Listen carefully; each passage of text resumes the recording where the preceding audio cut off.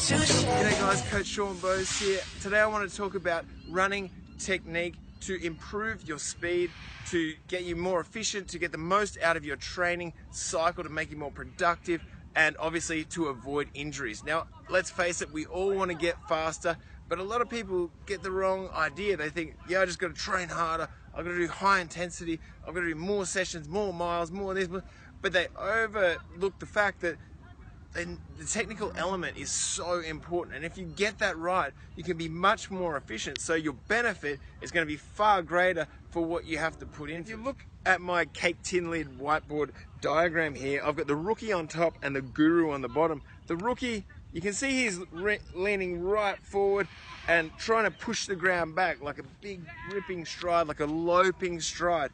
That's not the right way to do it, because what you're going to do is you're going to hit the ground in front of your center of gravity. That's going to play with your knees. Your stride is going to be damn slow, and you're going to be overstrode. So you're not going to last long doing that, and you're going to be slow as well. The guru, on the other hand, down below, you can see he's still leaning forward ever so slightly, but not as far as the rookie up here. But he's making this circular kind of a motion with his feet, where his feet hit the ground and then bounce straight back up after him, and he has his body separate from his legs. That's why you need core strength, abdominal strength, where you're controlling your legs from the top. So your upper body doesn't really mess around much, but your legs are rolling ever so fast below you. You need that control, you need that speed of turnover. Now, you might be asking, how on earth do we get that speed of turnover? Now, I didn't understand this either until I decided to take running seriously back in the late 90s. And I met a coach who told me, man, you're tough, you're brave, but your stride is too damn slow. You got to speed it up. And the way we did it was, before every session, we did sprinting running drills, which I had never done before, because I'm a long distance guy. What the hell do I need this for? But it sped me up, it made me faster, and it got that turnover going. So when you start a race, or when you're even in a long run, you're turning over, you're much more efficient, and you're not hurting your damn knees every time you hit the ground, because that is not going to last long. So what I've done, set up behind me, I want to show you the drills that we used to do, and I'm going to keep it really basic. We'll do 3 main drills.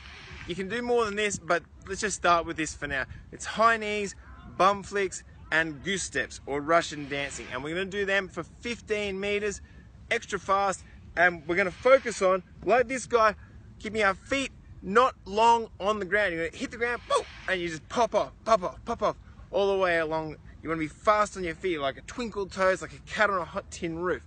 What I recommend, if you really want to get serious about this, is strip down to bare feet. You can really speed up your stride, or wear spikes, or I don't know. I just like bare feet, okay? But you might have to take time to graduate to it. For us bigger, older guys, you know, your feet can tend to play up. So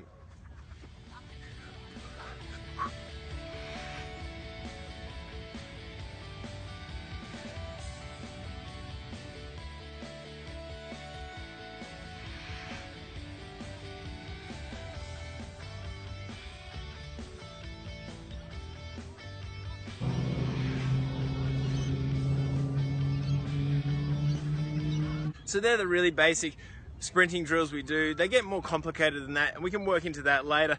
But you can see the principles: staying up nice and straight, looking straight ahead, not spending long on the ground, and a fast turnover of stride.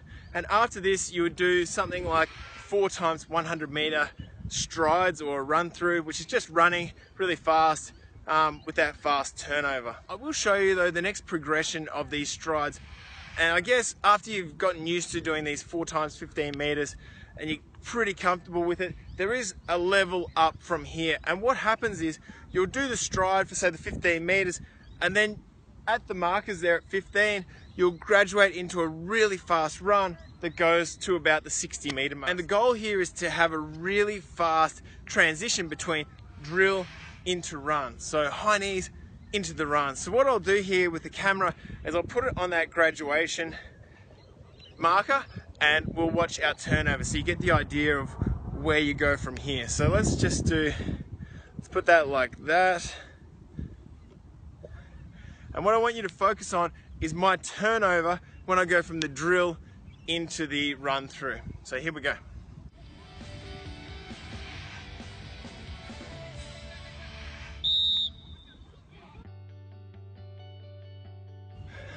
So what we're focusing on here is that graduation between the drill and the run through. We want to make it as smooth as possible. Like just focusing on that turnover, not using your upper body and really rocking and rolling, ripping through it. You just want to be smooth, stay looking straight ahead. I'm not sure if I'm doing that just right yet. I haven't reviewed this yet, but try to keep that in mind. You want to stay light and have that separation between torso and legs, but you're just using your abs to pull you around. So let's move on.